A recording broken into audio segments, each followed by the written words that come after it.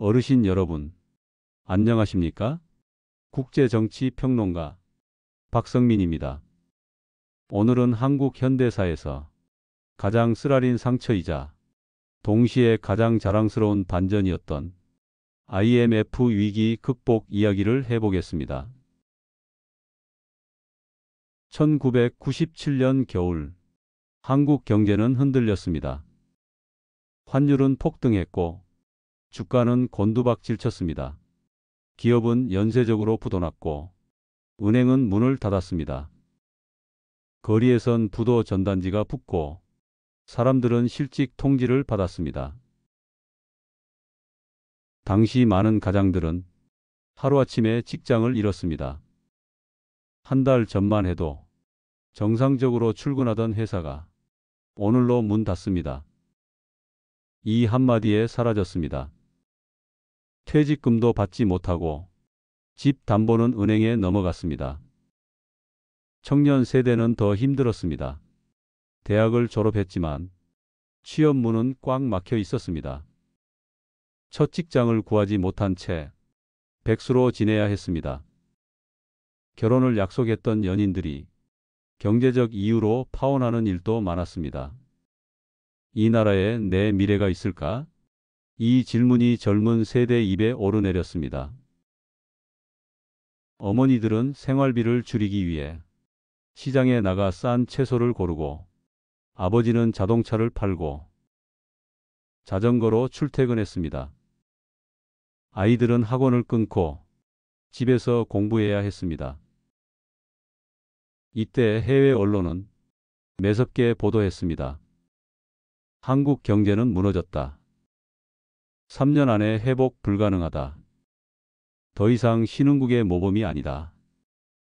한마디로 희망은 없다는 분석뿐이었습니다.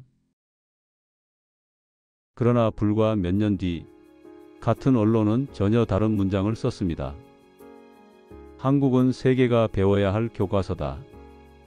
IMF 극복은 아시아의 기적이다. 망한다던 나라가 세계의 모델이 된 것입니다.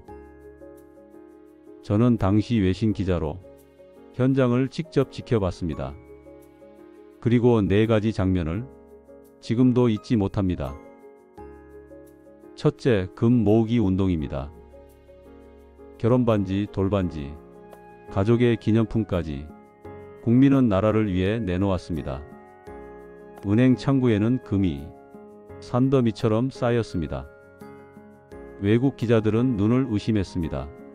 국민이 스스로 금을 내놓아 나라를 구하다니 처음 본 장면이다. 둘째, 구조조정의 현장이었습니다.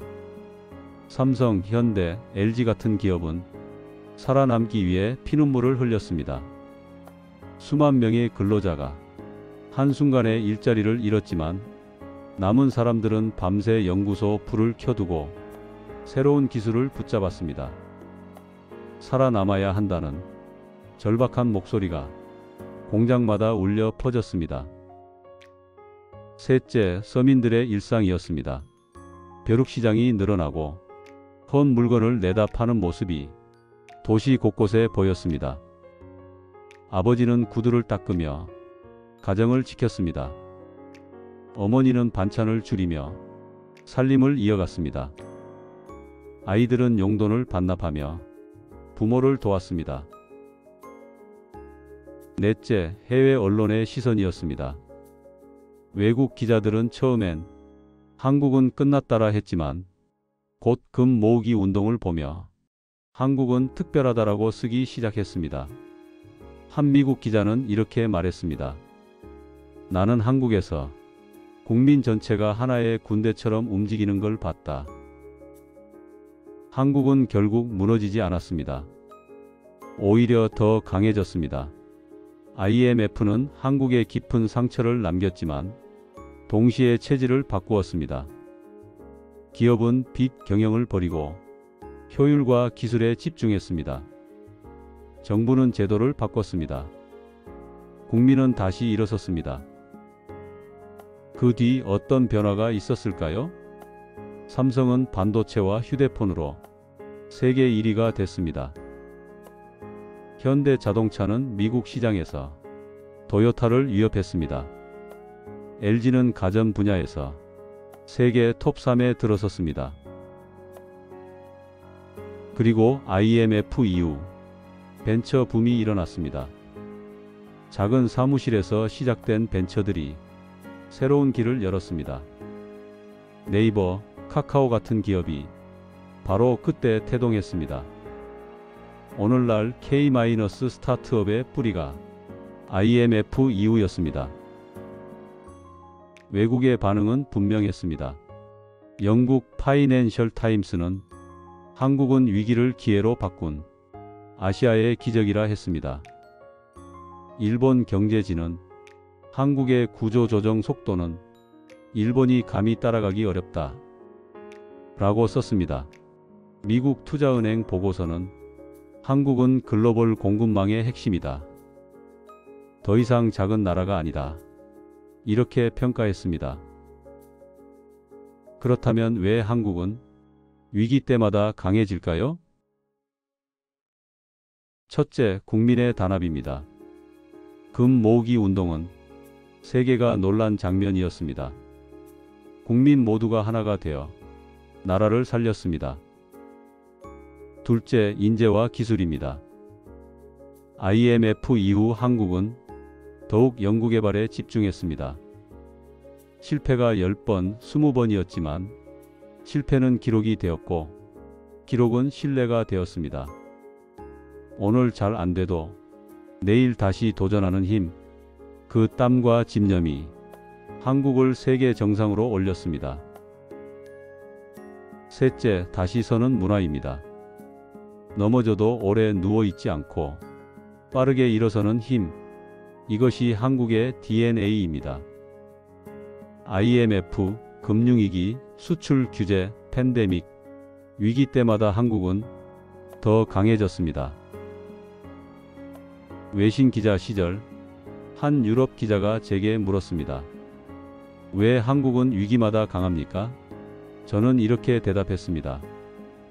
한국은 실패를 두려워하지 않는다. 실패를 교훈 삼아 다시 선다. 그리고 서로를 믿는다. 그 기자는 고개를 끄덕이며 말했습니다. 그래서 한국은 21세기의 교과서다.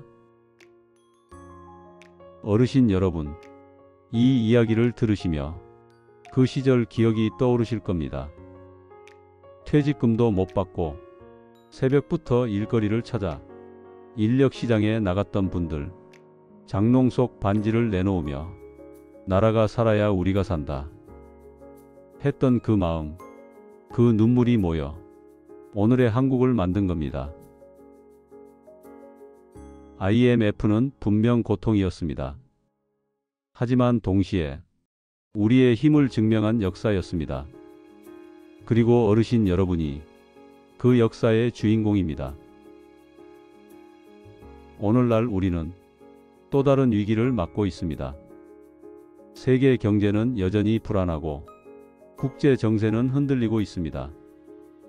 하지만 우리는 압니다.